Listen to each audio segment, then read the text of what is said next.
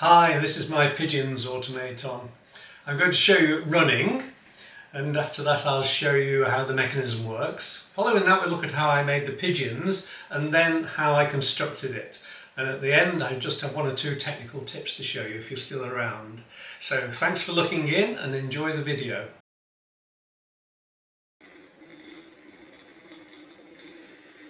It's not immediately obvious here, but the two pigeons actually go at different speeds if you watch closely. The one at the front goes a little bit faster than the one at the back, so it gives a somewhat longer cycle.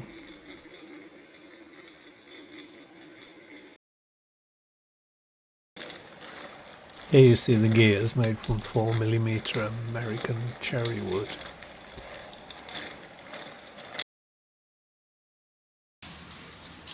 I make the pigeons in two halves to accommodate the recesses for the weight and the little pivot. It's the 3mm brass with a hole through it that the control rod goes through. I just sanded them down previously so that they can be glued together just with PVA glue there. Just pop them together now. These again are carved from American cherry wood. This shows how the pigeon works, where the centre of gravity is behind the pivot, and so that when it gets to the bottom it swings round because it follows the pivot like a trailer. So here we go with the glue. It's always a tricky bit because you have to be careful that you don't get glue in the pivot. So, a bit where you have to hold your breath and give it a good squeeze, and there we are. Before painting the pigeons I put a little bit of foam in the hole so that the paint doesn't get into the works and jam it up. So I usually mount them a little piece of wire there, stick that into the brass with the hole in it. That's lots of fiddly jobs in there, then push that foam in place to clear it. This is now artist gesso, which is got kaolin in it, which gives a good finish to the wood. So I'll put this on, and then once it's dry I can manage to sand it very smooth. And here, after sanding, now I'm putting the coat of white paint on and then painting the eyes. I'm using a little tool that is made for nail artists, which is very handy for making the eyes. These are actually white doves rather than the grey pigeons that I'm making. There's two eyes made.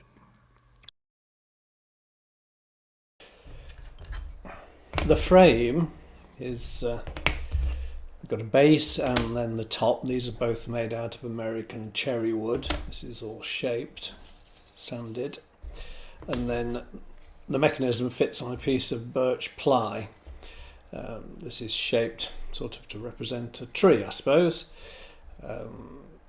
as they're pigeons. So these glued together like so. I already have one that I've made there just to speed things up. So good strong mechanism, holes cut. So now we need to insert the axles. First of all we'll put a bushing. These are Delrin bushings that go through the axle there, through the wood. Good, I'll glue that in place later once I'm happy everything works. Then we have the gears, again American cherry wood, all varnished, 6mm brass, two different size gears so that the pigeons run at different speeds. That should just press together, it should be a pretty exact fit. What I've forgotten is, what we need is a washer. This I cut out of PTFE. Again, it just fits over there, and then that should be a fairly snug fit. Good. So that gear makes the two different pigeons go at different speeds, and also moves the crank handle away from the centre so you can see the action of it better. Then we have the crank handle. Again, I've got the parts here, so we've got a Delring gear that I cut, which is then glued into the cherry wood axle. We have find the different parts. Then we have a walnut handle that I turned on the lathe, polished, brass axle which I've cut, and another Delring washer, so those should just go together in there. That goes through there.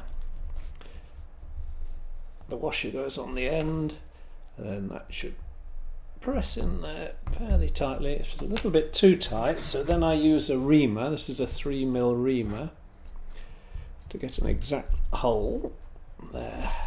Nicely cut. Blow away the bits. Good, and then that 3mm brass rod should fit nicely in. There we are. Now then, we need the spindle for that brass rod. Let's just find that.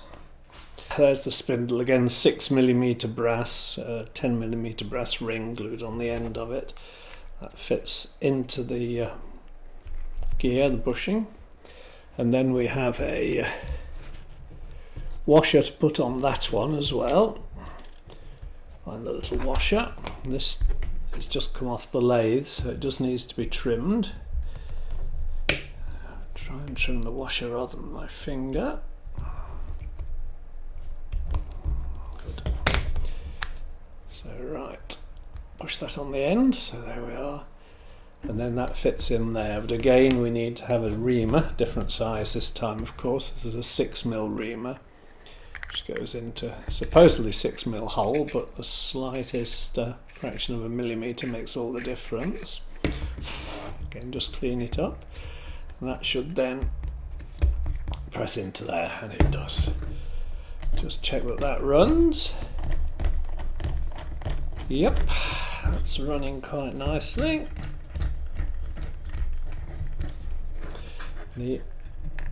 Just need to press the axle out. I'll need to just trim that axle back a little bit. It was just catching on the gear a little bit. Push that in. And now we need the two running gears, so let's find those. These again need bushings, so they have an 8mm hole in them. A different reamer again, an 8mm reamer. Quite expensive these reamers, but make a big difference. Right, so then we push that bushing in there. Oops, wrong one. Use the right size bushing. There's one. Again, needs gluing in. Might just glue that one in now actually, because it's actually a little bit loose now. So just pushing in. Fiddly job.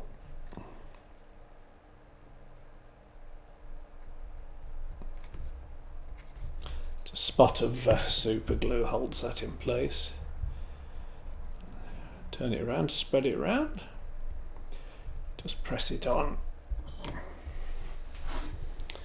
Good, I'll do the other one while that's drying. So good, that one fits in quite nicely. Then we need the little axles that push the con rods. So again, they don't quite fit, so we'll use the 3mm reamer.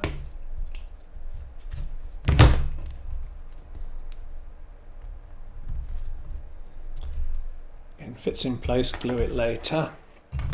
Same with the other one. Find the parts. These have all been cut to size on the lathe. Let's find the pliers to push it in with. Tight fit, but that's good. Right, now we need to push the axle in here, so we'll glue this in place eventually, but should just fit in there.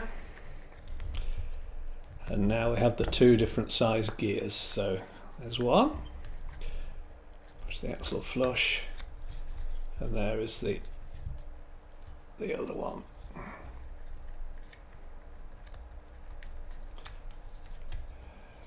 Good. Right. And they both run different speeds. Now we need the axle for the conrod, so there's this one again.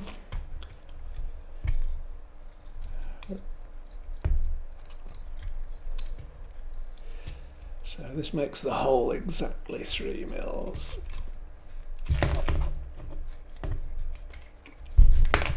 Oops. We can push that through. Just need the wires.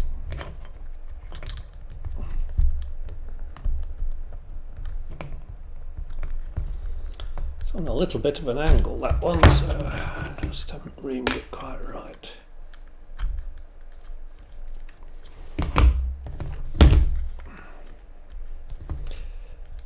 Right, that pushes in quite nicely now.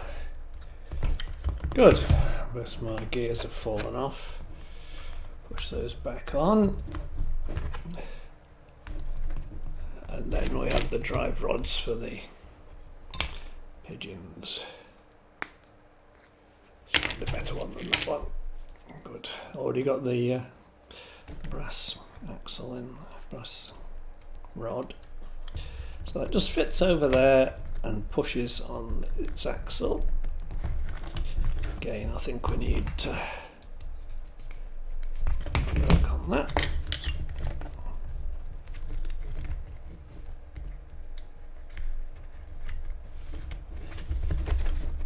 Push that one through. There's one running.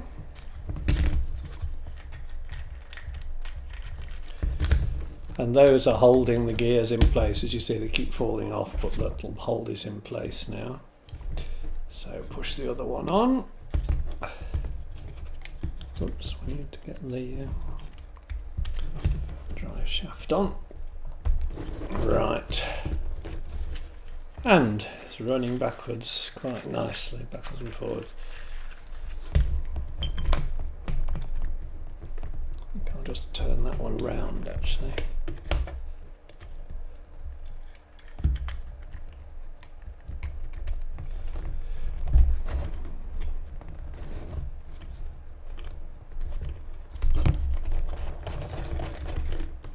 Right, so a little bit long the rods there, so I'm going to cut them down the right length. Just doing this by eye, I've done quite a lot before, so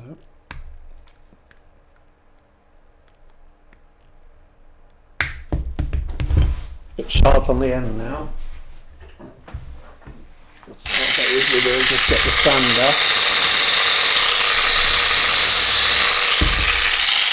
Sand them flat. Smooth that off. A bit of wire wool. Just take the rough edges off the ends.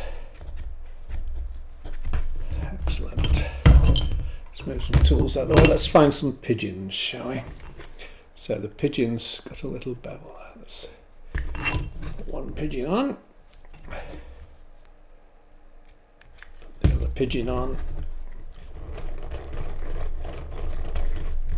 And there we have it. Just needs a little bit of fettling, gluing together now that it all works. Just need to fit the feet on. A little cork feet, one of the few things I don't actually make in my workshop. It's just easier to buy them, self-adhesive cork feet. Good.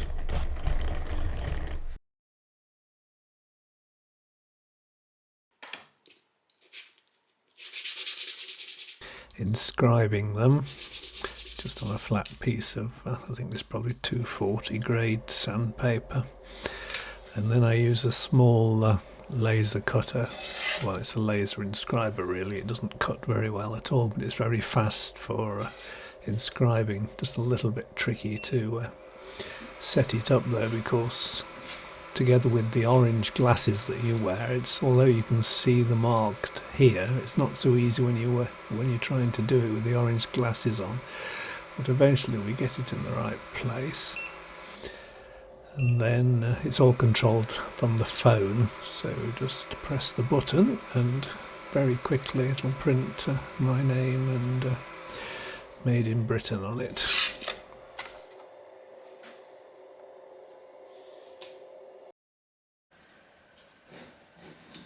It's quite tricky to drill the conrods because you need to get a pretty perpendicular hole, otherwise it comes out the side. So I've 3D printed a little former so that you can hold it against it, and every time then it goes straight down. Sorry about the focus going in there here, but it's a fairly short clip.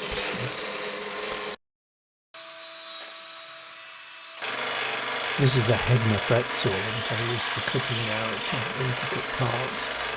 Really useful tool. I've had it in this one actually for over 40 years. It was one of the first machine tools that I bought, and I paid for it with prize money that I won in a toy design competition in the Woodworking magazine.